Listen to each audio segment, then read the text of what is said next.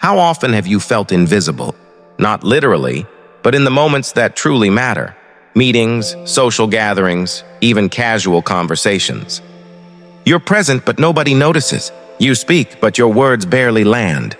You contribute, yet somehow you're overlooked. Here's the harsh truth. Invisibility isn't bad luck. It's not fate. It's a pattern, a series of subtle habits you've trained yourself into long before anyone else even notices. And the cost? Missed opportunities, forgotten ideas, being underestimated, while others, less capable, take the credit. But it doesn't have to be this way. Stoicism teaches that power isn't given, it's claimed. Influence isn't about being loud or flashy. It's about presence, discipline, and clarity of purpose. The Stoics didn't wait to be seen. They cultivated a gravity so strong that the world couldn't ignore them. In this video, we'll reveal 15 habits that silently sabotage your presence and the Stoic strategies to eliminate them. Stop these habits and you will never again be ignored or overlooked. Not because you demand it, but because your presence will naturally command it. Habit 1. Master your presence. The Stoic way to fill. Any room, there is a quiet danger in the way you carry yourself before you speak a single word. Imagine stepping into a room, and almost without realizing it, your body folds inward. Your shoulders slump. Your gaze drops. Your steps fall softly, almost apologetically. You might think this is subtle, harmless, but in that instant, you are broadcasting to the world, I do not belong here. And like all natural laws, the world responds. You are overlooked, ignored, passed over, not out of malice, but out of instinct. People are drawn to presence, to energy that expands rather than collapses. Stoicism teaches that we are responsible for how we present ourselves, because the external world mirrors our internal state. Marcus Aurelius wrote, "Waste no more time arguing about what a good man should be. Be one. Likewise, waste no more time doubting whether you deserve to occupy space. To be present is not arrogance. It is virtue in action." Notice the difference between someone who enters a room with their energy turned inward and someone who carries their energy outward. The latter does not demand attention, nor does it shout. Yet their presence is undeniable. It commands subtle shifts in others' behavior. A glance rises, a posture straightens, conversations pause, not because the person demands it, but because they carry certainty. This is invisible authority. When your energy folds inward, the opposite occurs.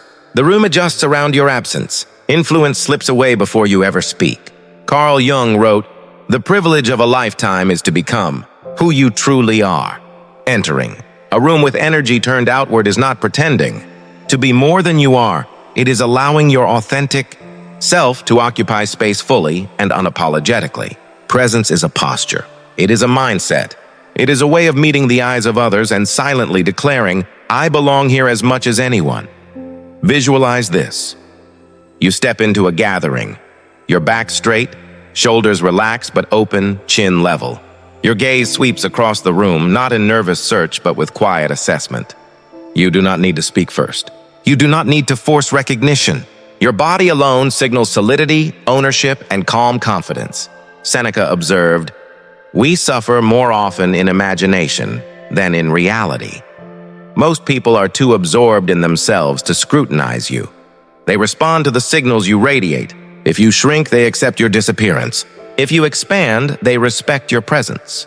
Consider your natural reactions. A person shuffling in, eyes down, barely registers. Another walks in upright, grounded, scanning the room with calm authority, and you notice immediately. That is not magic.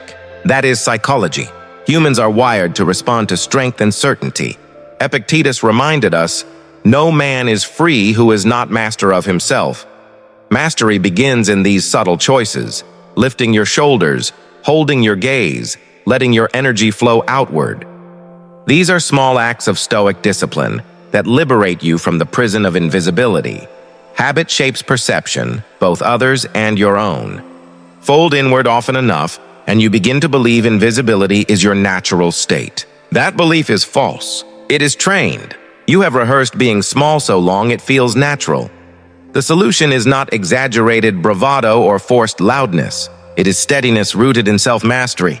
Aristotle wrote, "We are what we repeatedly do." Excellence, then, is not an act, but a habit. Presence, like virtue, is cultivated moment by moment. Begin with small, deliberate acts. The next time you enter a room, pause. Plant your feet. Straighten your posture. Let your eyes sweep the space. Breathe with intention. This tiny ritual signals outward energy without force.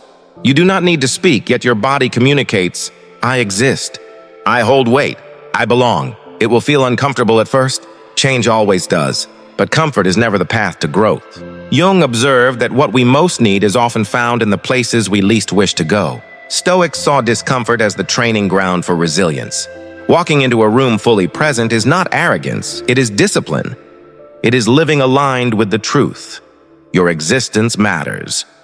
So the next time you cross a threshold, do not let your energy collapse inward. Straighten. Expand your awareness outward. Claim space without seeking permission. Presence is not for show. It is for self-recognition. When you finally inhabit your space with quiet certainty, the world will take notice. It cannot help itself. Habit 2. Master your voice. Speak without apology. Speak with authority. There is a certain kind of silence that carries more weight than 1,000 words. You have likely experienced it before. Someone speaks, ends their sentence with calm finality, and allows the stillness to do the work. The words linger, undeniable, leaving no choice but to consider them.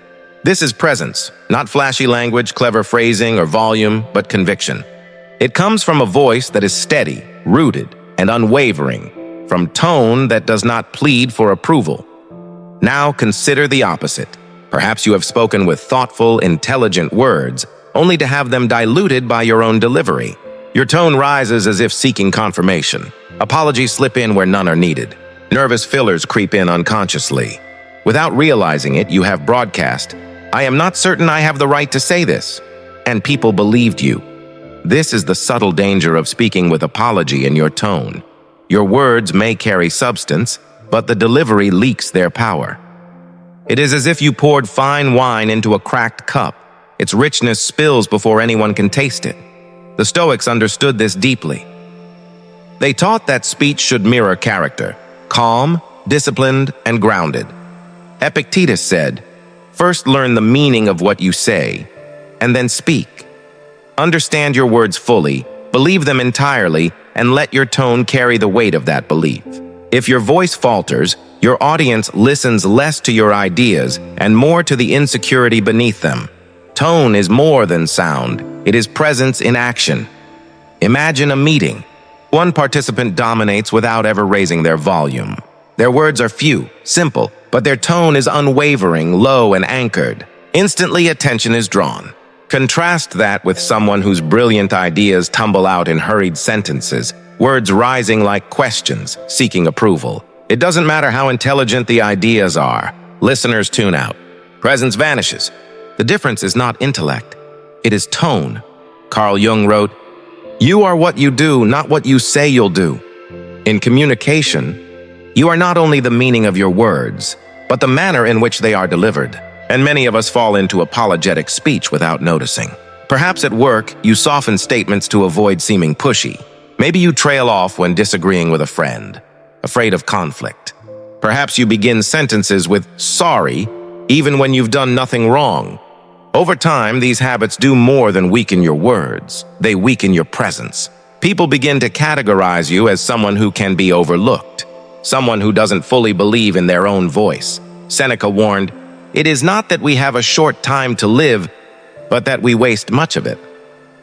How much time is wasted on words spoken without conviction, evaporating into the air because the tone stripped them of their power?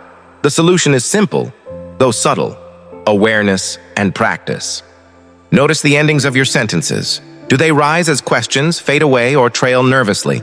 Begin practicing short statements with calm, firm endings. Speak slowly, deliberately, without softening, without unnecessary apologies, without fillers. Let silence underline your words. Aristotle observed, character may almost be called the most effective means of persuasion. Tone reveals character more than content ever does.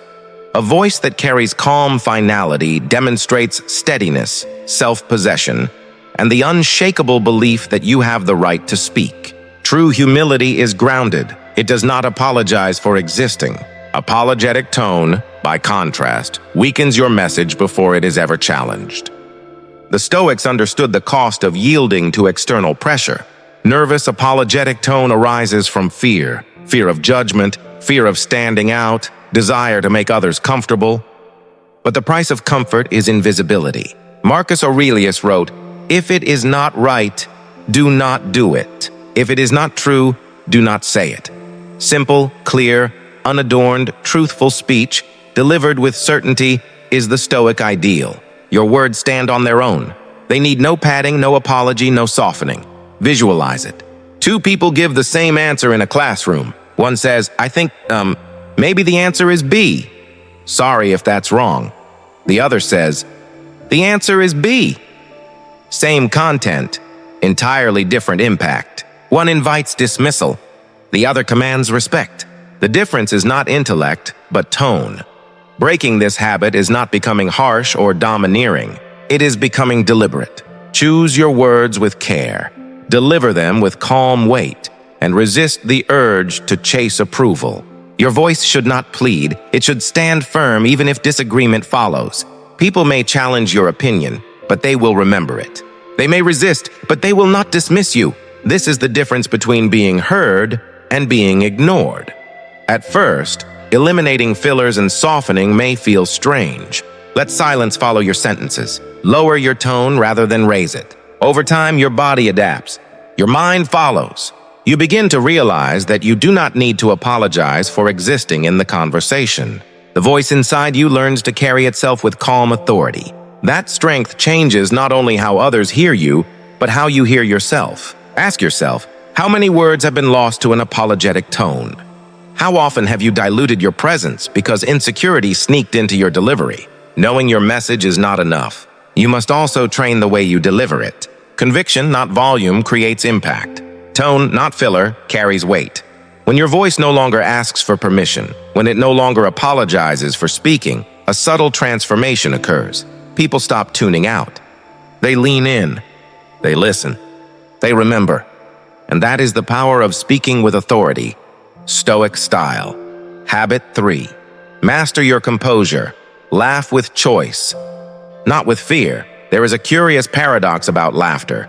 It can build bridges, but it can also build invisible cages. Consider the moments when you have laughed, not because something was genuinely funny, but because you felt compelled to. A cutting remark lands at your expense. A sarcastic jab floats from a superior or peer, and instead of holding your ground, a nervous chuckle escapes. Perhaps it is to ease tension. Perhaps it is to avoid conflict. But in that moment, your laughter does not protect you. It gives you away. It signals, I will bend to keep this easy, even at the cost of myself.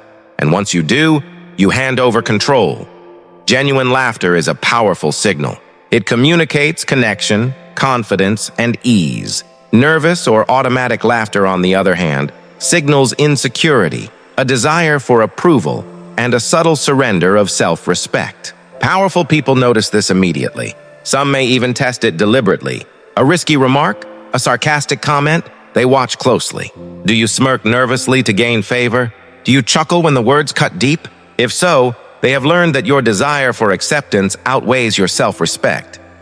Carl Jung once wrote, "The most terrifying thing is to accept oneself completely." Nervous laughter is the opposite. A refusal to accept yourself fully. A choice to mask discomfort rather than confront it directly. Stoicism teaches that you are responsible for your own mind, not the behavior of others. Marcus Aurelius reminded himself, you have power over your mind, not outside events. Realize this, and you will find strength. When someone delivers a sharp comment, the only battlefield that matters is internal. Master your reaction, and you retain presence. Yield with nervous laughter, and you surrender before the battle begins. This is not a call for coldness or humorlessness. It is a call for deliberation. Laughter should be intentional. rooted in choice, not in fear. Think back to a moment when someone teased you lightly. If you laughed along automatically, the moment may have passed peacefully, but notice the subtle shift in dynamics. They feel freer to tease again. Without intending it, you teach that your dignity is negotiable. Now, consider the power of silence. Respond with calm stillness, not anger or defensiveness. Let the air thicken. The other person feels the weight of their own words. That pause is armor. It unsettles them. Seneca wrote, "A man is as wretched as he has convinced himself that he is." Nervous laughter convinces both you and others that you are willing to diminish yourself. Over time, this repeated submission trains you into invisibility. The Stoic alternative is restraint, not false seriousness, but deliberate choice. Laugh when it is authentic. Stay silent when it is not. In doing so, you preserve dignity, and from dignity grows respect. The people from whom you most desire respect are always observing subtle signals. They do not need long explanations. They read micro-expressions, instinctive reactions, nervous chuckles. Each moment carries weight. Laugh at yourself or at demeaning remarks, and they assume harmlessness. Respond with composure, and they recognize your authority. Picture two colleagues in a meeting. One delivers a sarcastic remark aimed at the other. The target responds with a forced laugh, head down, signaling, "I will play along." The room absorbs it. Hierarchy is established. One stands above, the other shrinks. Now imagine the same situation, but the target does not laugh. They do not flare with anger. They remain silent, eyes steady, body calm. The room shifts. Everyone senses the weight. The joker falters. That is the power of restraint. Stillness unsettles. This is not to say laughter should vanish. Genuine laughter is magnetic, joyful, and human. Plato observed, "The serious man must not be without humor. What matters is timing." The question is, does your laughter come from joy or from insecurity? Joy strengthens you. Insecurity weakens. People sense the difference even if they cannot articulate it. Breaking the habit of nervous laughter begins with awareness. Notice why you laugh. Is it genuine or is it pressure to conform? Practice silence. When a joke lands at your expense, resist the urge to fill the space with sound. Breathe. Hold your composure. Initially, the silence may feel awkward, heavy even. That is exactly where presence grows. Over time, others recognize that you are not someone who laughs to belong. You are someone who belongs because you do not need to perform. Aristotle said, "The ideal man bears the accidents of life with dignity and grace." Dignity and grace do not look like nervous laughter. They appear as composure, self-respect, and measured presence. They signal someone who knows when to share joy and when to let silence speak. Presence that emerges from this restraint does more than make you visible. It makes you undeniable. Next time you feel compelled to laugh simply to ease a sharp moment, pause. Ask yourself, is this laughter genuine or is it surrender? If it is surrender, release it. Stand still. Let silence carry your strength. When others cannot read you, they cannot control you. And when they cannot control you, they begin to respect you. That is the power of mastering your composure. That is the Stoic path to being heard, valued, and remembered. Habit 4. Master your words. Speak clearly. Stop over-explaining. There is a subtle kind of panic that creeps in when silence follows your words. You speak. Someone listens. And then there is a pause. That brief stillness can feel unbearable. So, to fill it, you continue talking.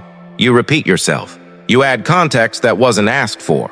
You over-clarify, striving to make sure they understand. What begins as a desire to be heard slowly transforms into something else. An apology disguised as explanation. The danger of over-explaining is simple but profound. You are no longer communicating, you are pleading for acknowledgement. Ironically, the more you explain, the less people truly hear. This habit is not born of intellect. It is born of insecurity. It is not about sharing knowledge, it is about seeking reassurance. Somewhere along the way, many of us were taught that stating something plainly was never enough. We had to justify, defend, and soften our words, so no one would misunderstand us. Carl Jung wrote, "The most common form of despair is not being who you are." When you over-explain, you lose more than the clarity of your message. You lose yourself. Detail is not the enemy. Clarity is essential, but clarity is not overload. When every sentence spawns 5 follow-ups, when each opinion comes with disclaimers, the effect is doubt, not depth. Stoicism reminds us that discipline is the foundation of strength. Seneca warned, "It is quality rather than quantity that matters." That principle applies to speech just as much as to deeds. Powerful people respect those who can express something valuable and then stop. They do not measure authority by verbosity. They notice the pause, the stillness after words, never awkward, always powerful. Think of the last time someone asked a simple question. Do you think we should move forward with this? Instead of answering directly, perhaps you launched into a 5-minute explanation. You added context, justified your reasoning, apologized for bias, and softened your statements to avoid sounding too direct. Your intentions were good, but the message was lost. Listeners eventually tune out when forced to sift through excess. They rarely tell you, they simply stop asking for your input. Saying less requires more confidence than saying more. It takes courage to speak once and allow your words to stand. It takes self-trust to stop talking and let silence fill the room. Those who over-explain believe their words need padding to be valuable. Those who speak briefly demonstrate that their words already carry weight. Over-explaining does more than affect perception. It shapes self-perception. Each time you qualify, soften, or apologize while speaking, you reinforce the idea that your thoughts are insufficient as they are. You train your mind to doubt itself. Marcus Aurelius reminded himself. The soul becomes dyed with the color of its thoughts. Thoughts shaded with uncertainty color your presence, influencing how others perceive your authority. In environments where influence matters, boardrooms, first impressions, challenging conversations, over-explaining signals hesitation. People wonder, are you uncertain? Are you hiding something? Are you trying too hard to be liked? In contrast, someone who speaks clearly and stops commands respect without demanding it. Silence after a statement is not failure. It is confirmation that the message landed. Let it echo. Let the listener reflect. Most people do not listen for every word. They listen for the signal within the noise. Over-explanation buries that signal. The tragedy is that those who over-explain often have the sharpest insights, but these insights are diluted by their own lack of trust. Remember, value is not in quantity but in clarity. How do you shift this habit? Start small. When asked a question, give a direct, concise answer. Then pause. Allow your words to breathe. If more is needed, the listener will ask. Initially, the silence may feel uncomfortable. You will want to jump in, clarify, soften edges, resist. Trust that your words have weight. Over time, you will notice a shift, not just in how others respond, but in how you perceive your own voice. This is what the Stoics meant by speaking with discipline. It is not cold or mechanical. It is respect for yourself and for others. You speak like your time matters. You do not rush. You do not ramble. You do not perform. You deliver your thought. And then, you hold your ground. When you stop over-explaining, you stop apologizing for your presence. And when you stop apologizing, people begin to listen. Let this be your new standard. Clarity over clutter, signal over noise, truth over reassurance. You do not need paragraphs to prove worth. Speak with presence, then pause. Sometimes, the most powerful thing you can say is nothing at all. Habit 5. Claim your space. Stop waiting to be included. There is a silent agreement many carry into a room without realizing it. A quiet belief that says, if I wait long enough, someone will notice me. Someone will invite me in. Someone will grant me space. And so they wait. At the edges of conversations, nodding politely, appearing engaged, but never interrupting, never steering, never speaking unless called on. It feels safe, respectful. But what it communicates to the world and to yourself is uncertainty. Waiting to be included doesn't merely make you invisible, it makes you optional. This is one of the most subtle yet damaging habits in any environment where power and influence matter. Leaders, decision-makers, and those who shape outcomes are not seeking someone to rescue. They respect initiative, not passivity. A quiet hesitation that asks, is it okay if I speak now? Signals doubt, not humility. In high-stakes environments where clarity and speed are valued, doubt is quickly filtered out. Epictetus asked, "How long are you going to wait before you demand the best for yourself?" That demand is not for others, it is for you. To show up, to speak up, to step in without waiting for a green light. Many are conditioned to believe patience will be rewarded, that if they observe long enough, inclusion will arrive. But inclusion that must be begged for carries limits. When you hope for space rather than claim it, you are not perceived as an equal. You are perceived as someone uncertain of belonging. Whether in a social circle, a meeting, or a relationship, hesitation sends signals. I need approval before I act. Approval seeking is the opposite of influence. Presence is not granted by others, it is chosen and carried by yourself. Consider the last group discussion you were part of. Did you hold back even when you had something meaningful to offer? Did you wait for someone to turn and ask, "What do you think?" That hesitation may have seemed polite, but it cost you. Every moment of holding back reinforces a pattern of smallness. Marcus Aurelius reminded himself, "Do not waste what remains of your life in speculating about others. It is not in the power of others to command your mind. The only thing they control is what you give them. If you hand over the decision of when to speak, how to enter, or whether to participate, you surrender control. You do not need to overpower anyone to reclaim it. You simply need to stop waiting." One of the most insidious traps of this habit is the belief that restraint is humility. True humility is not making yourself small. It is understanding your place without needing validation. Contributing thoughtfully without being prompted is not arrogance. It is responsibility. It signals engagement, recognition of your own value, and courage to bring it forth. Aristotle said, "Knowing yourself is the beginning of all wisdom." Part of knowing yourself is trusting your internal signal.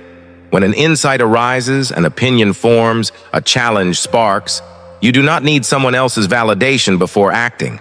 Your internal readiness is your invitation. Claiming your space is not about talking over others or filling silence with noise. It is about choosing the precise moment to contribute something meaningful, a question that cuts to the core, a statement that reframes the discussion, a pause that compels reflection. The power is not in volume, but in the authority of unprompted contribution. Seneca warned, "No man is more unhappy than he who never faces adversity, for he is not permitted to prove himself." Waiting to be included avoids a form of adversity, the discomfort of stepping into unclaimed space. But that discomfort is the training ground. Growth happens where hesitation ends.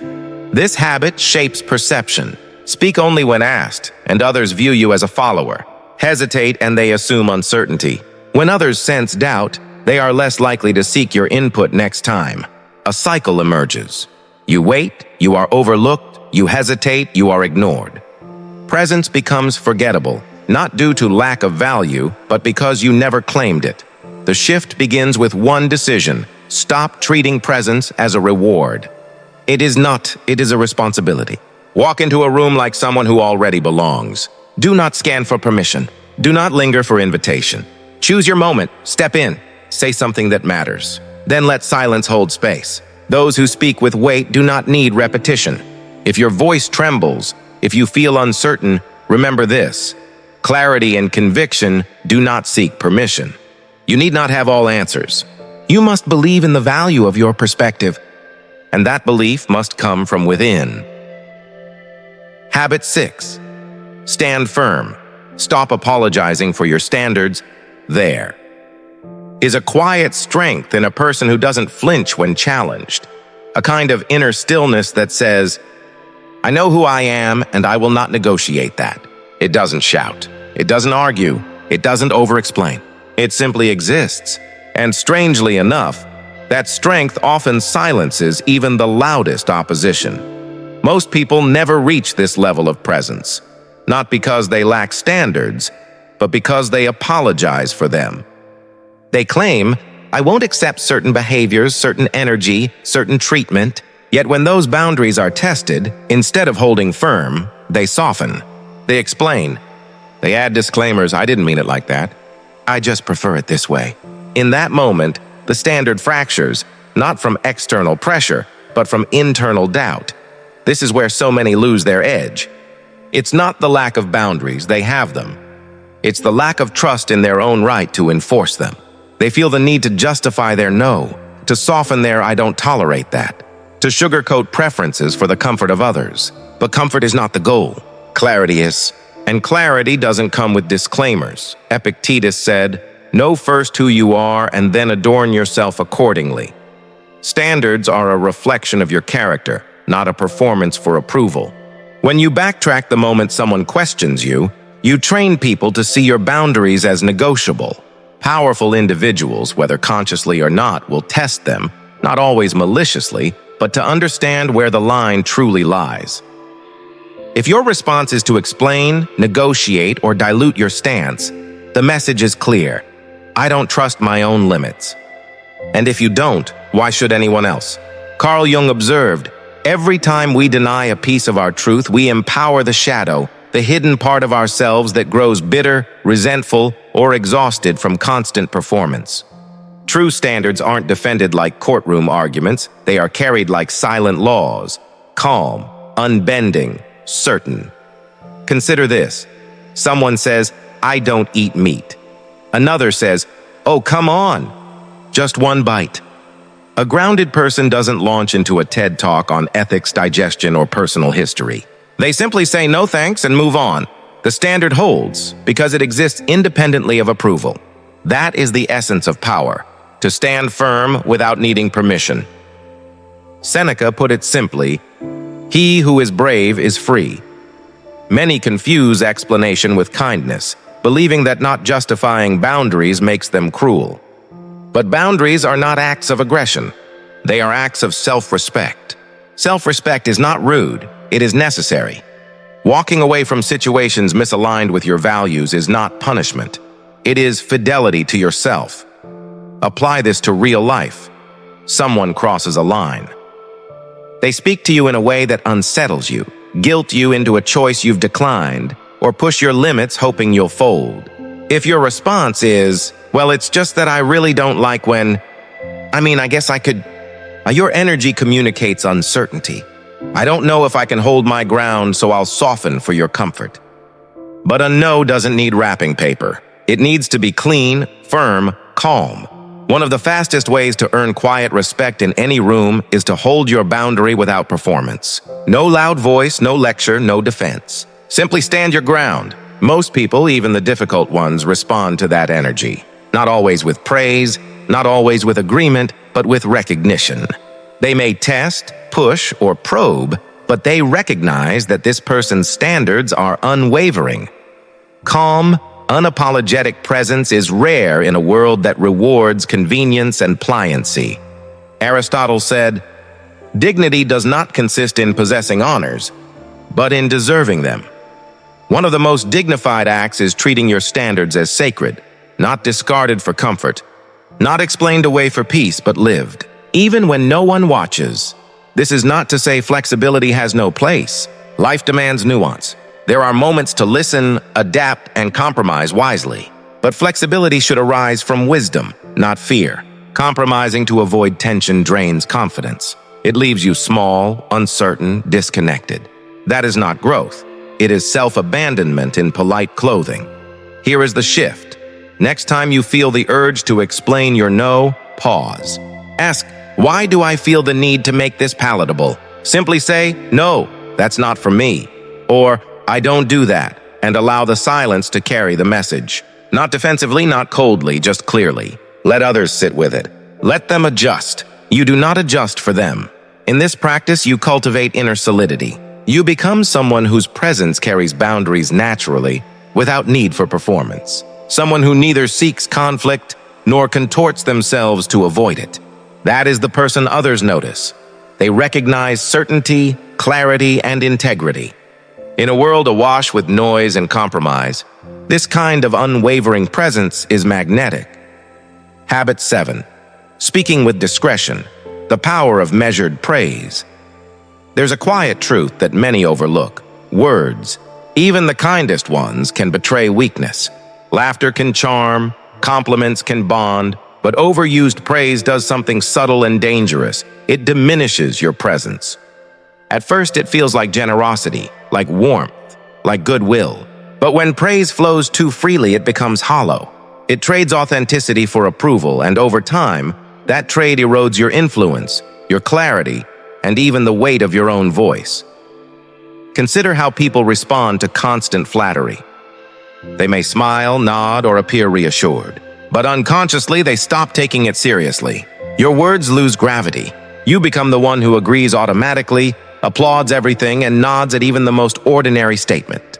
For a moment, it may feel safe. People like you, they don't push back. But over time, those same people stop regarding you as an equal. They see someone desperate for validation, someone whose approval is cheapened by abundance. Powerful individuals, those with discipline, clarity, and presence, detect this instantly. Carl Jung once wrote, "The shoe that fits one person pinches another." There is no universal formula for life, no set of words that guarantees respect. If you bend your reactions to suit everyone around you, you erase your own shape. Overpraising is a subtle erasure of self. It makes your voice lighter, your presence smaller, your authority diluted. Praise itself is not the enemy. Timing, intention, and scarcity are. If every comment is met with, "That's amazing," the sharp edge dulls. Think about it. When someone compliments you 5 times in one conversation, do you trust any of it? Or does it start to feel reflexive, expected, even automatic? Contrast that with someone who rarely praises, but when they do, it lands like weight. That's influence. That's presence. That's authenticity. The Stoics warned against dependence on external approval. Seneca wrote, "He who seeks wisdom should be free from the bondage of approval." When your words are aimed at being liked, you are no longer free. You are managing perceptions instead of speaking truth. You trade impact for comfort. Over time, the habit of excessive praise makes you invisible. Your words are no longer signals. They're wallpaper. They fill the air but fail to shape it. Consider what constant praise communicates about your standards. If everything impresses you, then nothing truly does. You are teaching others what matters by what you value. If you hand out praise freely, you signal that little impresses you, except for conformity, effort, or obedience. That is not influence. It is acquiescence. True recognition carries risk, weight, and discernment. Think of a real-life scenario. In a brainstorming session, someone offers a mediocre idea. You respond with, "That's brilliant." They leave the room thinking they've accomplished something extraordinary, when in reality, the energy of your approval is wasted. Your credibility diminishes. Now imagine if you paused, gave a subtle nod, or remained silent. Later, when someone contributes a truly insightful idea, your measured response, "Exactly what we needed," lands like thunder. The contrast amplifies its impact. Scarcity and intention make your words meaningful. Marcus Aurelius, who ruled as both emperor and philosopher, understood this subtle art. He wrote, "Receive without pride, let go without attachment." This principle applies not only to receiving praise, but to giving it. Do not offer words to feel needed. Do not hold back criticism to preserve harmony. Speak with integrity. Praise when it is earned. Stay silent when it is not. This is not coldness. It is mastery. Overpraising often arises from fear. Fear of disapproval, fear of tension, fear of standing out. Constant validation seeking communicates dependence. Others quickly perceive it. They sense that if they withhold connection or affection, you will bend. That is emotional debt, not influence. Stoic wisdom reminds us that your composure and discernment are far more persuasive than attempts to curry favor. Observe patterns in your behavior. Are your compliments automatic? Do you rush to soothe, smooth, or accommodate? That reflex, however well-intentioned, erodes presence. Silence can carry authority. Stillness can communicate more than words ever could. The choice to withhold praise is not rejection.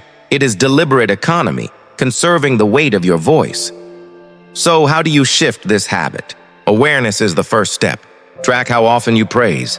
Notice when it comes out of reflex, fear, or discomfort. Pause. Ask yourself, does this moment truly merit recognition, or am I trying to smooth over tension? Learn to measure your words as a craftsman measures each stroke. Let them land with impact. Speak only when your voice carries authority. Praise only when it is earned. Over time, this discipline reshapes your presence. People begin to notice not because you dominate or demand attention, but because when you speak, your words matter. When you praise, it counts.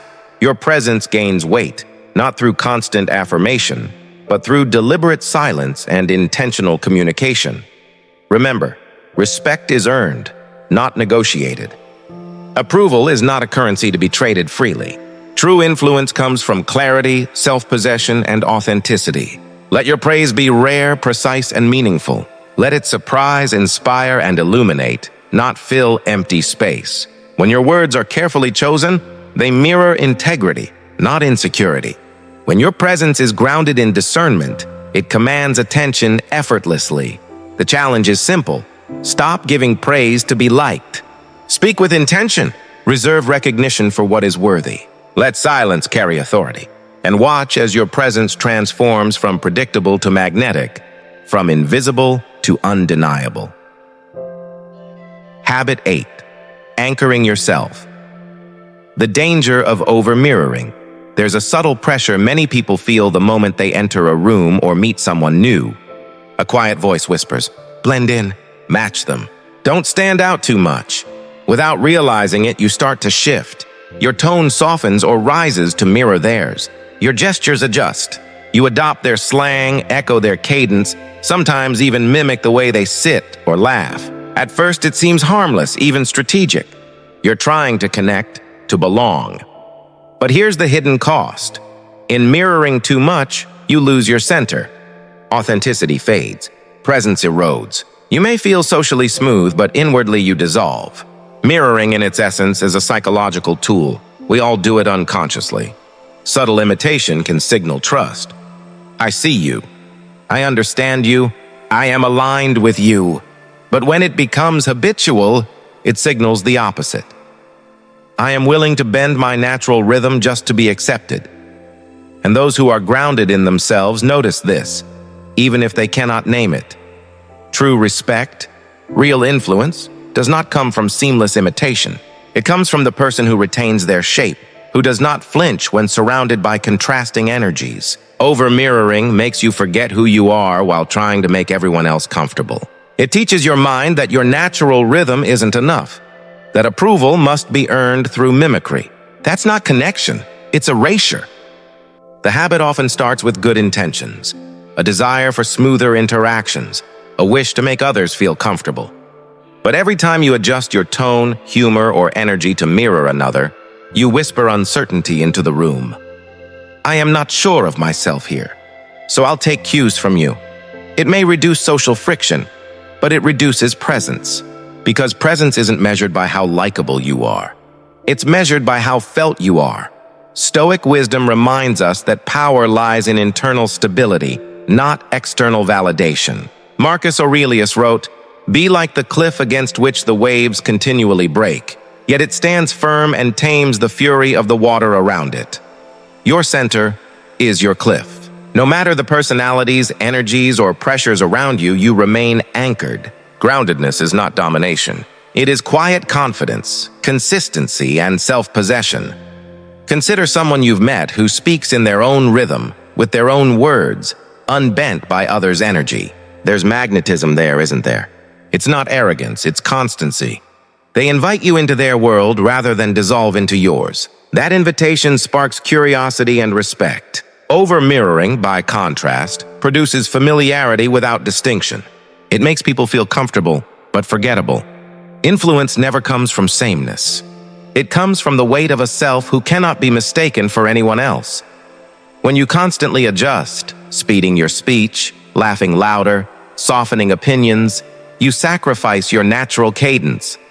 You give your energy away to others. Seneca warned, "He who always follows another does not find his own path." Over-mirroring is following.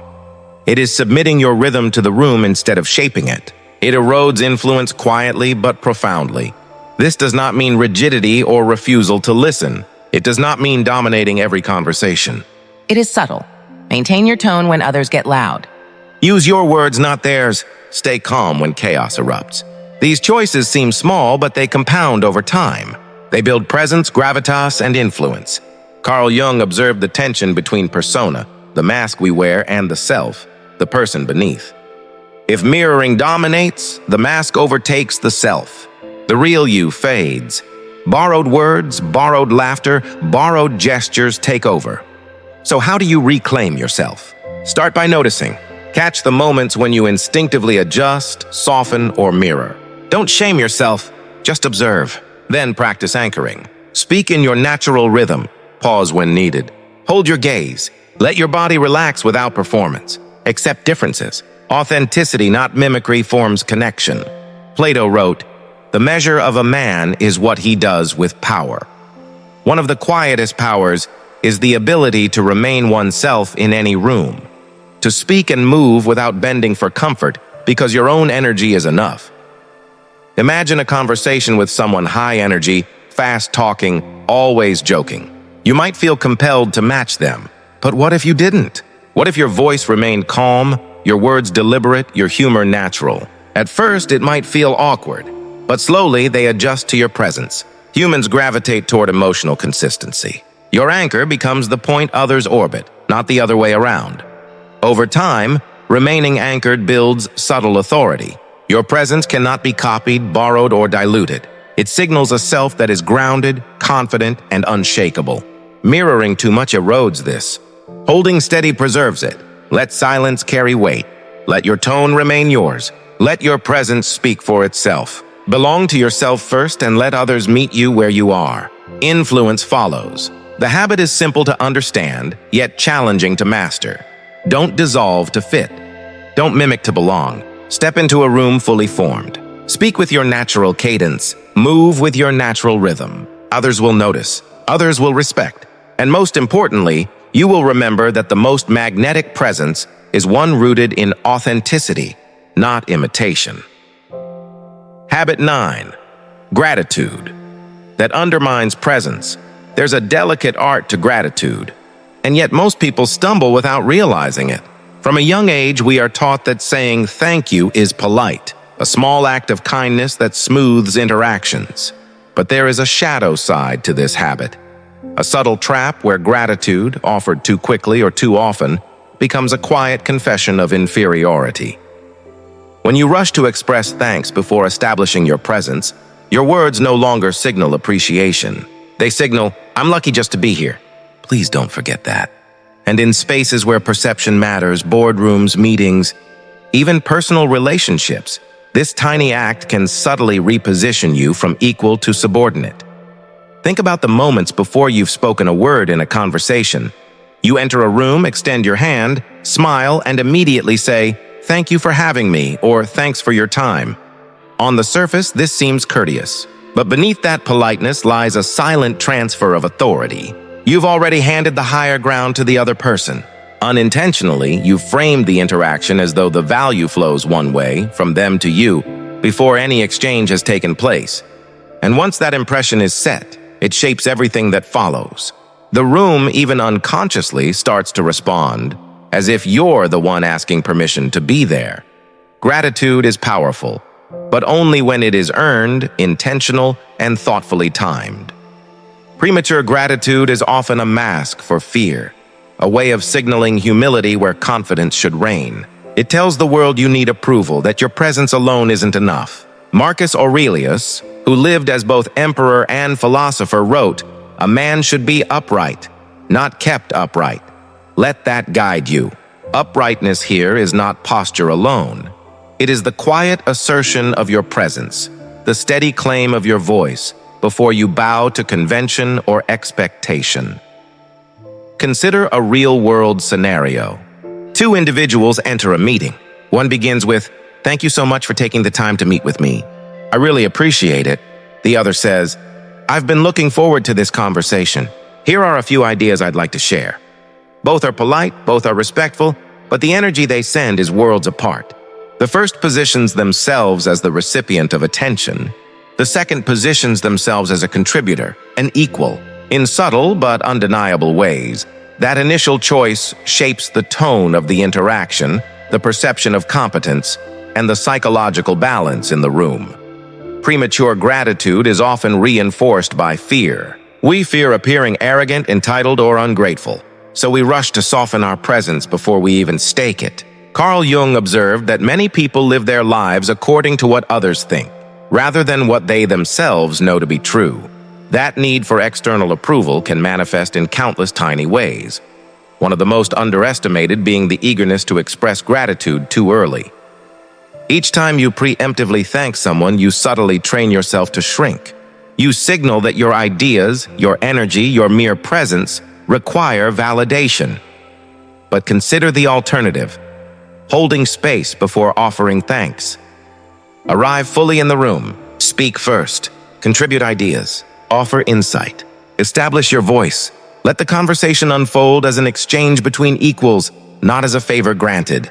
Only after you have added value, only when there has been a mutual acknowledgement of contribution, does gratitude become potent. At that moment, thank you transforms from a timid courtesy into a gesture of recognition, a seal that affirms respect and shared understanding rather than submission. This habit also extends beyond professional settings. In social interactions, creative collaborations, or even family dynamics, early gratitude can subtly recalibrate the power dynamic. When you continually lead with appreciation before offering substance, you place yourself in a position of passive reception. Your instincts for self-worth begin to rely on acknowledgement from others rather than your own internal compass. The Stoics teach that self-respect and reason are the anchors of presence. Epictetus reminds us that our judgments, not external events, shape our experiences. If you judge an interaction as one where you must thank before contributing, you have already surrendered influence. Rewriting this habit is both simple and subtle. Begin by noticing the impulse. Do I need to say thank you before I've even spoken? Pause. Let yourself enter the room fully. Let your ideas, observations, and presence be the first thing offered. When the moment for gratitude arrives, it lands with clarity and weight. It is no longer a timid concession, it is recognition of a shared exchange. As Plato wisely observed, wise men speak because they have something to say, fools because they have to say something. Let gratitude be a reflection of meaningful engagement, not a protective reflex. True presence does not beg. It does not preemptively lower itself. It establishes value through action, contribution, and calm confidence. Only then, when your voice has been heard and your presence acknowledged, does a thank you carry the magnetic resonance of authenticity. Gratitude, when timed with intention, strengthens your influence, sharpens your authority, and signals self-assurance. Gratitude given too soon, however, quietly erodes both. Master the timing, master the impact, and let your appreciation echo as a reflection of presence, not as a submission to it. Habit 10. Prioritizing comfort over truth in conversation. Most people walk into conversations carrying an invisible rule. Keep it safe. Don't make waves. Avoid tension. This instinct to seek emotional safety is so ingrained that we barely notice it. We scan the room for friendly faces, adjust our tone to match the safest energy, and before we even speak, we've already decided how honest we are allowed to be. We soften opinions mid-sentence, phrase our thoughts as tentative questions, or wait to gauge reactions before finishing a point. It feels like diplomacy, like social intelligence. But in truth, it often masks a deeper discomfort with emotional friction. Conflict is uncomfortable. Tension is unpleasant. But presence and influence are not forged in comfort zones. They are built in the quiet moments when you resist the urge to smooth over every wrinkle in conversation. These moments are small, subtle, almost invisible, but they carry enormous weight. Every time you choose the easy path of approval over the harder path of honesty, you quietly diminish your own voice. You teach yourself to prioritize peace over presence. You train your nervous system to value comfort more than clarity. Carl Jung once said, "What you most need will be found where you least want to look." In conversation, that often means truth. The truth is uncomfortable. It challenges others. It can create friction. But it is the friction that signals reality, that separates authenticity from performance, that distinguishes the anchored from the performative.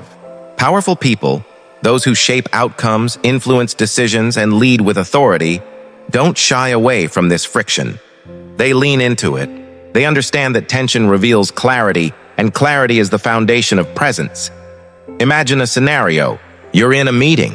and someone proposes an idea that you disagree with. Your first instinct is to soften. I see what you mean. Maybe we could consider, or perhaps there's another way to look at it. You avoid blunt disagreement, worried about creating discomfort. You manage the emotional temperature in the room, and in doing so, you shrink your contribution. The person across from you may nod politely. They may even smile. But your words lack weight. They carry comfort, not clarity. Now imagine the same situation, but this time you speak directly. I see your point, but I disagree. Here's why. And then you pause. Let the words sit. Let the silence follow. Let the weight of your perspective resonate. Yes, it may cause tension. Yes, some discomfort may arise. But this is precisely where presence is established. People respond to clarity, not to comfort. They notice when someone's words land with firmness and conviction, without apology or softening. The habit of prioritizing emotional safety is subtle, yet it shapes every interaction. It teaches you to preemptively adjust for approval. You begin editing your voice mid-thought, moderating your tone, cushioning statements, all in the name of being likable. And over time, you internalize the idea that peace is more valuable than presence. The Stoics, however, taught that external events do not control us. Our judgment does. Epictetus reminded us that we are not at the mercy of others' reactions. We are responsible for our own clarity and integrity. The antidote to this habit begins with awareness. Notice the moments when you instinctively soften or hedge your words. Catch the impulse to prioritize comfort over truth. Then pause. Take a breath. Speak with internal clarity first, and let the words carry their weight without immediate modification. Let the silence after your statement do its work. That pause is where influence grows. That pause is where presence is felt. People may feel a moment of tension, but they will also recognize authenticity. This doesn't mean every conversation should become a battlefield. It doesn't mean you abandon kindness or tact. It means holding your center. It means delivering your truth with calm authority and allowing the interaction to unfold naturally. When you stop editing for approval, you create space for genuine dialogue, where ideas are exchanged, perspectives are tested, and your voice is heard as it truly is. Think about long-term implications. The more you allow fear of emotional tension to dictate your speech, the more you internalize the notion that your voice is negotiable. You become accustomed to shrinking to accommodate others, and your presence diminishes. Conversely, by leaning into honesty, by tolerating short-term discomfort, you reinforce your own authority.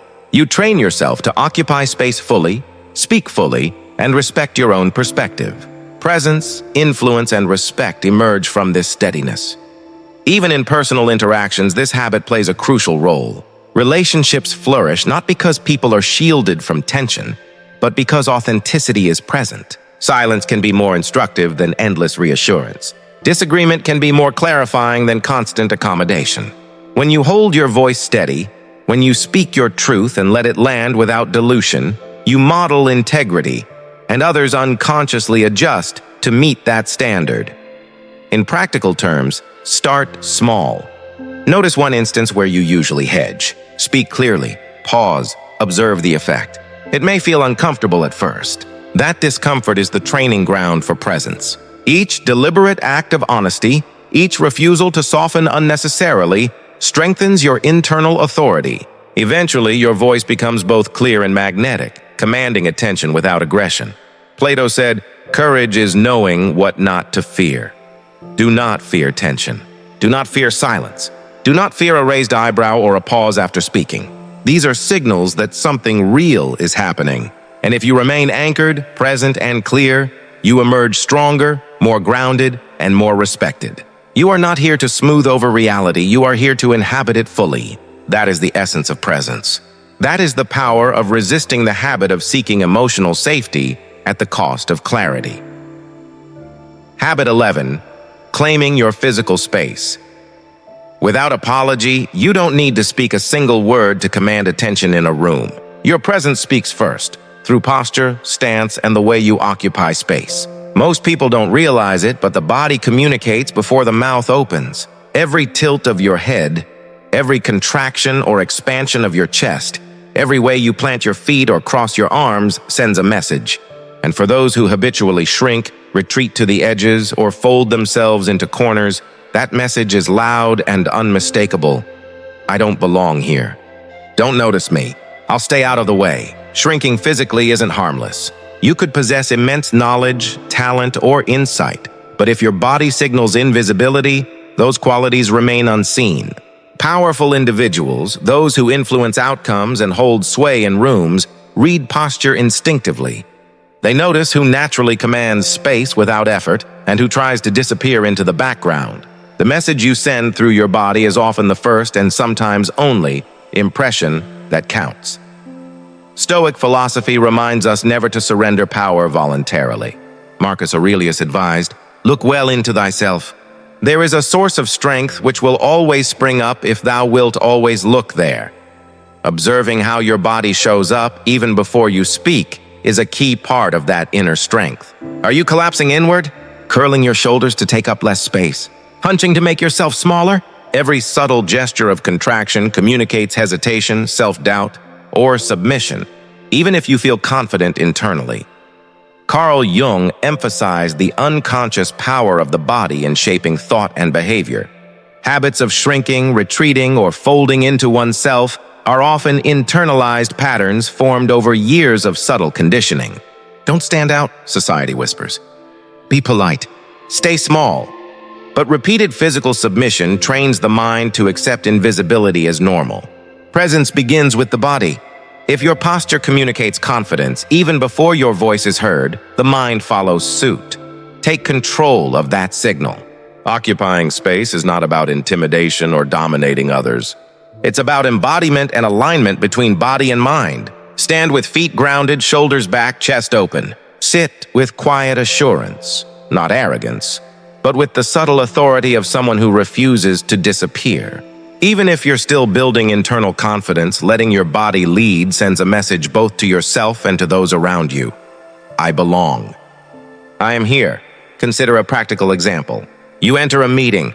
There's a long table, chairs along the walls, a few people already talking. Where do you sit? Near the edge, hoping not to be noticed? Or in a central position, taking up space naturally and visibly? Once seated, do you hunch, cross arms tightly, clutch a notebook like armor? Or do you plant your feet, relax your arms, and hold yourself with the calm authority of someone present and unshakable? Small choices like these shape perception profoundly. The link between body and mind is powerful. Slumping, curling inward, or retreating triggers the brain to align with submission, insecurity, and hesitation. Straightening your spine, opening your chest, and grounding your stance communicates security, confidence, and clarity. These physical adjustments are subtle yet transformative. Presence precedes confidence. By taking up space, you cultivate authority, and authority reinforces presence. This practice extends beyond formal settings. Everyday life offers countless opportunities to show up fully. In conversations, at social gatherings, in public spaces. Notice where your hands go when nervous. Are they shielding or fidgeting? Relax them. Let them rest naturally. Watch your breathing, steady and unforced. Adjust your posture gradually, with mindfulness, not theatricality. The goal is solidity, calm expansion, and authentic embodiment of your worth. Over time, these small adjustments compound. People meet your gaze more readily. They listen longer. They treat you with subtle deference, not because you demanded it, but because your physical presence communicated it before a word was spoken. Physical space is an unspoken language of influence, and mastery of it creates a gravitational field that draws respect, attention, and authority naturally. Stop shrinking. Stop folding into corners both physically and mentally. Sit, stand, and move as if you belong. Let your body speak your truth even before your voice joins in. By inhabiting space fully, you align mind and body, signaling confidence and anchoring presence. You belong. Your body knows it. Let the world see it. Habit 12. Confusing good intentions with impact. There's a subtle but persistent rule in human interactions. People do not judge your intentions, they judge your impact. Yet so many of us cling to the comforting notion that if our hearts were in the right place, if we meant well, we should somehow be forgiven, understood, or even praised. Life, influence, and presence don't operate in that realm. The world doesn't perceive your inner world, your private thoughts, or the kindness that flows behind your awkward delivery. It only perceives what you project outwardly. And the reality is that intentions alone carry no weight if your delivery, your energy, or your body language communicates something else entirely. You could enter a conversation with the purest motives, wanting to help, to support, to offer insight. But if your tone is hesitant, your words mistimed, or your body signals insecurity, it doesn't matter what you intended. People respond to what they receive, not what you meant. And the more you follow up with, "I was just trying to help," or "I didn't mean it that way," the more powerless you appear. Observing this is where powerful individuals, those who shape decisions, influence rooms, and earn quiet respect, diverge from the rest. They don't dwell in intention. They dwell in effect. They measure themselves by outcomes, not by sentiment. The Stoics were clear on this. Epictetus taught, "Don't explain your philosophy. Embody it." Good intentions are like a philosophy, a silent internal code. But a code that remains locked inside is invisible. If your behavior contradicts your intent, people trust the behavior, not your explanation, not your apology, not your story after the fact.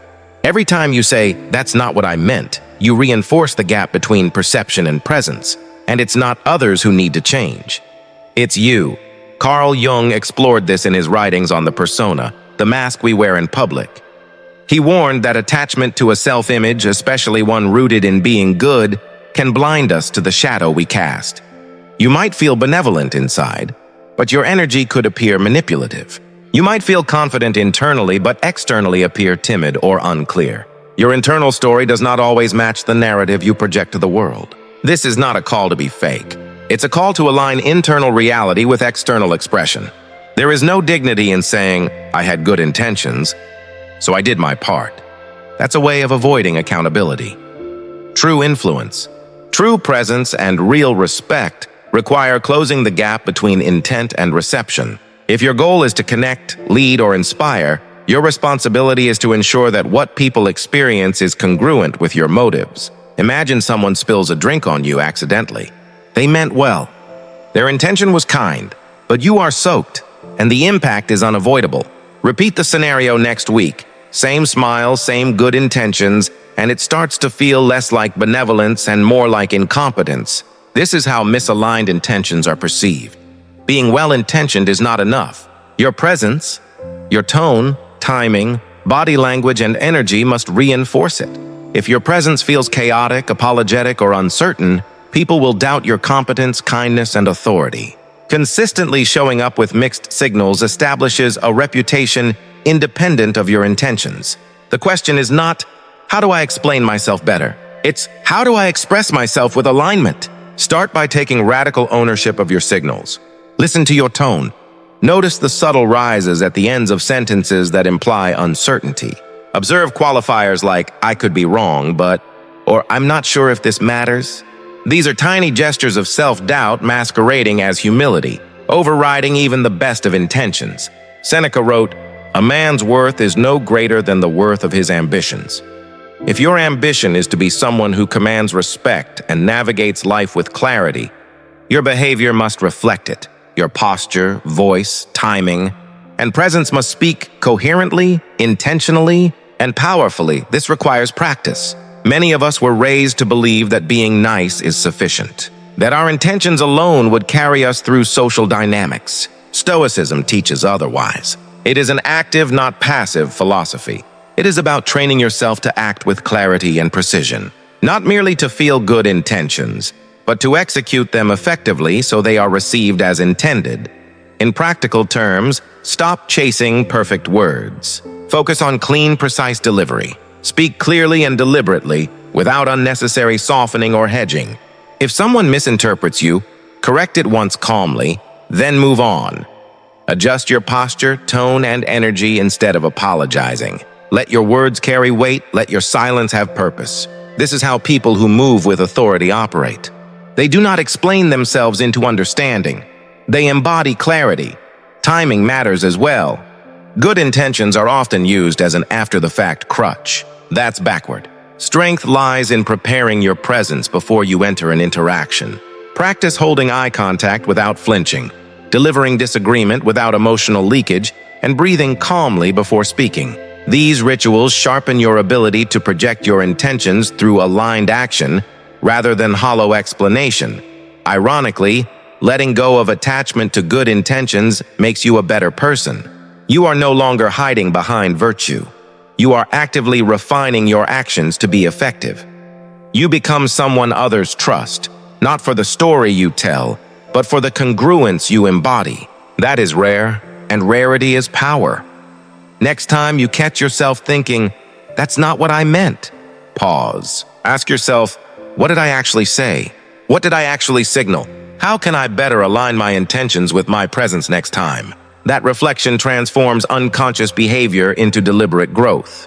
It is what separates those who wish to be respected from those who are respected. Habit 13. Waiting for permission to influence. From a young age, we are taught that influence must be earned. The message is subtle but persistent. Work hard. Stay humble, keep your head down, and eventually, someone will tap you on the shoulder and say, "It's your time." That moment rarely arrives in the way you expect. The world does not reward quiet effort. It responds to visible presence. You can be the most talented, prepared, and well-meaning person in the room, but if you behave as though you are waiting for permission, you will be overlooked. Influence is not a medal for good behavior. It is a posture, a mindset, a state of being that you step into, not something handed to you. This is where so many people misunderstand the nature of influence. They think it is transactional, that if they work long enough and remain humble, recognition or authority will eventually arrive. But influence is perceptual. It begins the moment you assume it. Assuming influence does not mean pretending to be arrogant or inflating your importance. It means walking into a room with quiet certainty, knowing that your voice carries weight, that your presence matters, and that you belong. Influence is an inner stance reflected outwardly. It is authenticity wrapped in self-respect. The Stoics understood this principle clearly. Marcus Aurelius wrote, "Waste no more time arguing about what a good man should be. Be one." Similarly, don't waste time trying to prove your worth or waiting for validation. Be someone who naturally commands respect through presence, composure, and alignment. This is not about domination or control. It's about reflecting the value you already carry within yourself. If you do not believe in your own authority, why should anyone else? Carl Jung's concept of individuation reinforces this idea. The process of becoming fully yourself, distinct from the learned roles and masks imposed by society. Many operate from a conditioned identity, the helpful one, the quiet one, the deferential one, believing that influence is reserved for those with louder voices, more charisma, or higher status. Individuation requires integrating your inner strength rather than hiding it behind politeness or humility. You already have a place, claiming it is about shedding hesitation and self-doubt. There are subtle patterns in how people defer. They sit at the edges of rooms. They wait for conversations to make space for them. They preface every thought with disclaimers. "This might be silly, but I'm not sure, but maybe." These are the signals of someone waiting for permission. And powerful people, those who influence without effort, sense this immediately. They do not pull you forward. They leave you invisible. Social environments are governed by energy cues. Radiate uncertainty, and you are overlooked. Radiate self-respect, and people respond accordingly. Being anchored is different from being aggressive. Anchored energy is calm, centered, and steady. It does not grasp, it does not shrink, it simply exists. When you speak with conviction, take up space naturally, and enter a room as though your presence matters. Others notice, not because you demanded attention, but because your self-respect teaches them how to respond. Many people fear boldness, imagining the consequences. What if I'm wrong? What if I seem arrogant? What if I fail? In response, they shrink, defaulting to silence. In doing so, they experience exactly what they fear, being overlooked, dismissed, or underestimated. Stoicism teaches us to resist anticipatory suffering. Meet the moment as it is, with clarity, poise, and grounded presence, not through fear or imagined consequences. Everyone is waiting for validation, permission, or recognition. The ones who rise are those who stop waiting. Self-respect is not earned externally. It is practiced internally, through how you speak, how you carry yourself, and how you hold your gaze when no one is watching. Take this further. If you deserve respect, act like it. Do not apologize for your presence. Do not whisper your thoughts. Do not occupy the back row of your own life. Move as someone who belongs at the table, not out of superiority, but because you have stopped doubting your right to exist fully and authentically. Humility and assertiveness are not opposites. True humility is not diminishing yourself. It is understanding your value without the constant need to prove it. When you embody your worth, the shift is visible. People lean in, they listen closer. Not because you are louder or more forceful, but because your energy no longer asks for permission. That is the essence of influence.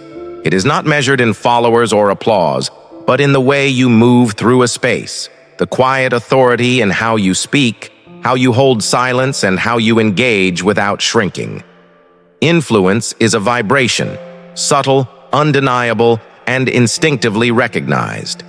The next time you catch yourself thinking, "I need to prove myself more," pause. Ask, what if I don't? What if the very act of trying to earn it is the barrier? What if waiting is keeping me stuck in perpetual hesitation? Instead, enter the room as though the spotlight is already yours, not seeking attention, but refusing to hide. Sit like your thoughts matter. Speak like your words carry weight. Listen like your presence is enough. When you stop waiting to be granted influence, you begin to embody it. Plato said, "The first and greatest victory is to conquer yourself." Claiming your influence is a form of self-conquest. It is overcoming the part of you that waits for the world's permission, abandoning the belief that value must be externally bestowed. Influence is yours when you decide it is, when you stop waiting, and when you step fully into your own authority. The moment you stop waiting is the moment the game changes, not just for you, but for how the world responds to you. Habit 14. The urge to constantly prove yourself. It's curious, isn't it? The more we strive to prove our worth, the more we feel inadequate. The moment you step into a room, almost immediately, a quiet voice inside you whispers, "You have to justify yourself." And suddenly your mind races. You talk faster. You list accomplishments, degrees, titles, and past successes. You explain your story, your journey, your credentials. It feels automatic, almost unconscious. But the message beneath all of that explaining is unmistakable. Please believe I'm enough. The irony is striking. No matter how skilled, experienced, or capable you are, your energy betrays you in that instant. The human perception of influence relies less on your resume and more on your rhythm. If your rhythm is anxious, rushed, and desperate, it creates a subtle tension that pushes people away, even when your words are impressive. In a society obsessed with performance, we've been trained to define our value through external markers, degrees, awards, accomplishments, networks. We rush to prove value, not because we are arrogant, but because we are afraid. Afraid of being overlooked, dismissed, or ignored. Afraid that without explanation our presence is invisible. Yet the truth is simple. Those who carry real influence do not rush. They do not need to list achievements or recite a resume. They radiate presence. Influence is not in the words spoken, but in the posture, the energy, the deliberate pace of their speech. It is in how they observe the room, the way they hold themselves without urgency, without defensiveness. Their calm conveys, "I know my worth. I don't need to prove it. I simply show up." Marcus Aurelius once said, "The best revenge is not to be like your enemy." Here, the enemy is not a person. It is insecurity, the compulsive need to justify yourself, to prove that you belong. The best revenge is quiet strength, refusing to perform for validation, refusing to rush, refusing to seek permission from those who have not earned the right to judge you.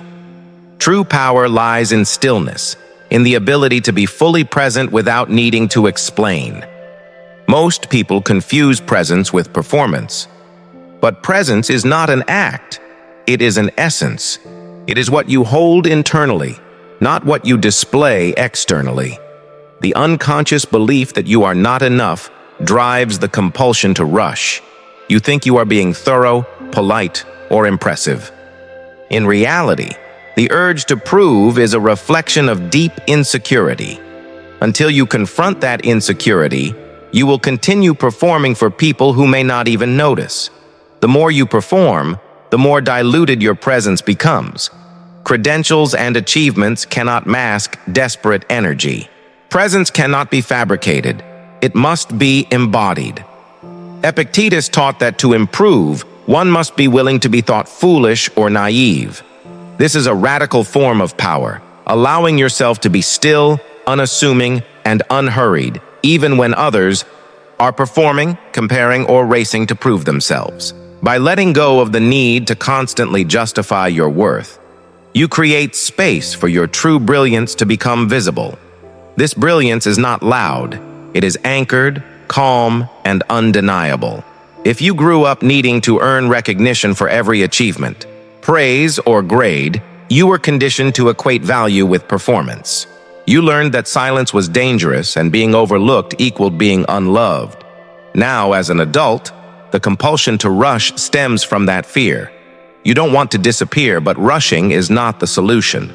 Disappearance is not caused by saying too little. It is caused by believing too little in your inherent value. When you feel the need to constantly convince others of your worth, your presence becomes apologetic, and people sense it intuitively. Desperation never breeds trust. Composure does. One of the greatest misuses of energy is performing for people who aren't paying attention. We try to build ladders to acceptance with words when what we truly need is a foundation of inner stillness. When you stop rushing to explain, your story unfolds naturally.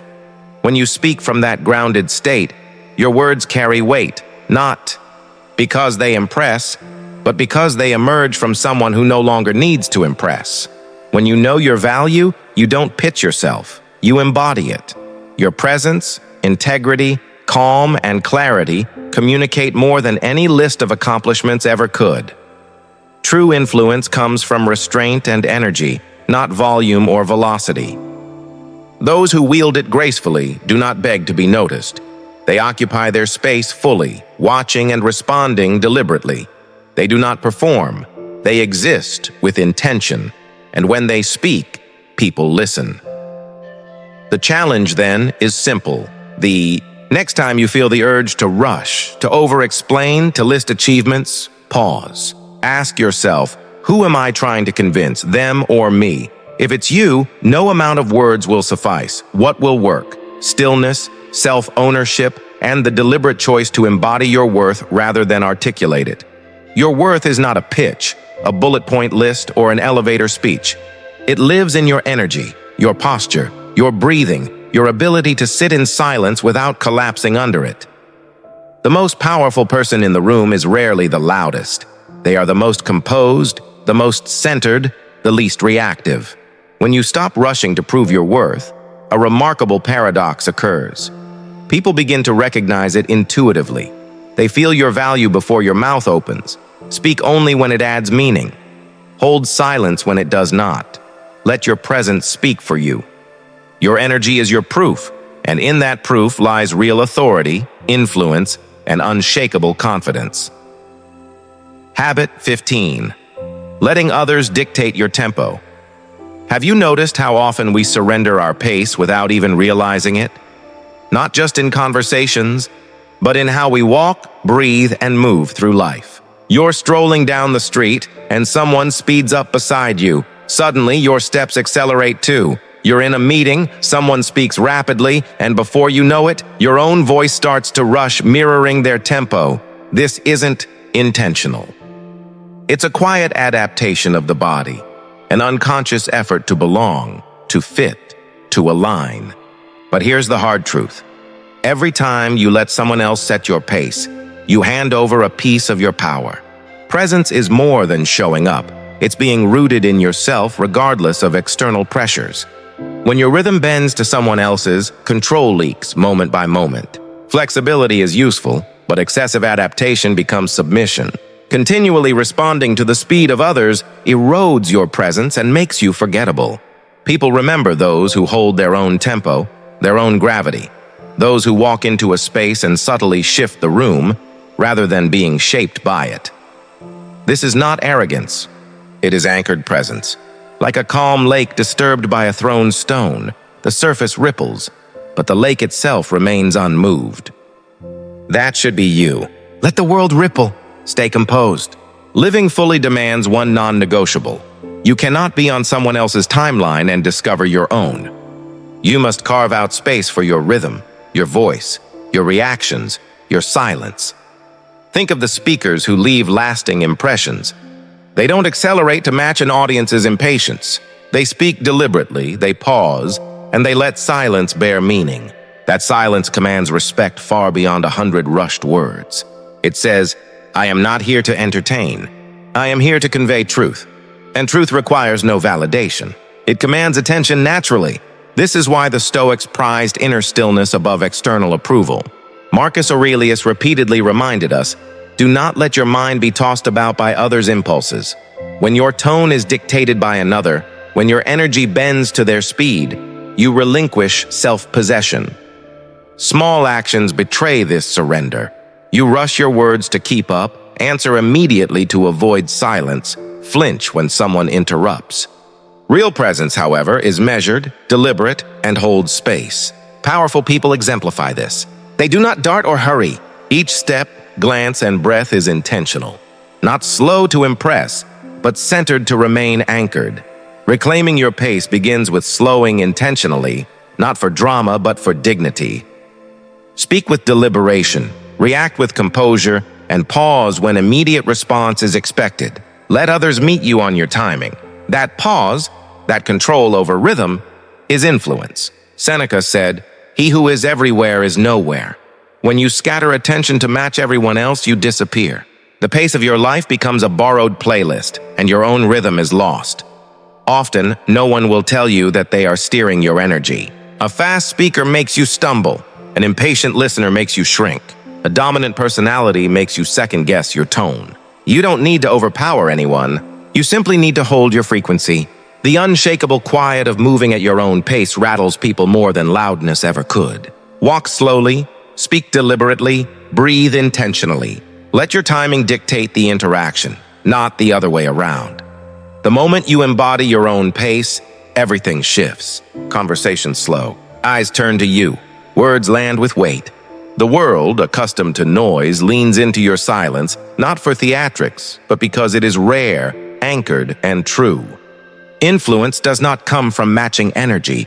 It comes from becoming the energy that others begin to align with.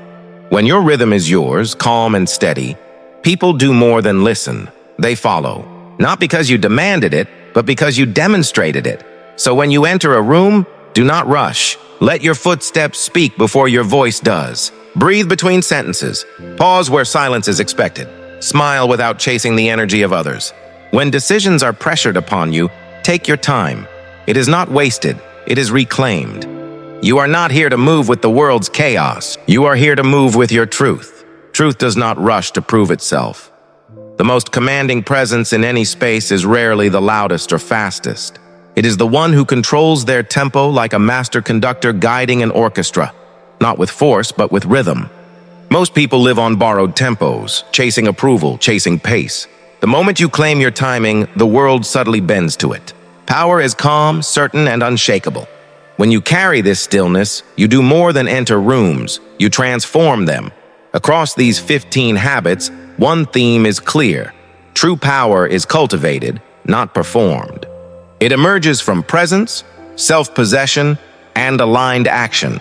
From refusing to shrink, to speaking honestly, to taking up space, embodying your intentions, moving at your own rhythm, each habit builds a foundation of grounded influence. Stoicism teaches that external validation is fleeting. Internal mastery is enduring. Marcus Aurelius, Seneca, Epictetus, and Jung all pointed to the same truth. Clarity, honesty, and steady presence are the markers of strength, not loudness, accolades, or approval. Influence is not a medal you earn. It is the energy you radiate. Presence is not performed. It is lived. When you anchor yourself in truth, speak from clarity, and move through life without yielding your tempo to others, you shape your world subtly, profoundly, and permanently. Thank you for engaging with this journey. There is more to explore, more depth to uncover, and another video ready to deepen your transformation. Watch it next, and continue cultivating the calm, certain presence that defines real influence. You belong here. You are grounded, and your presence is your power.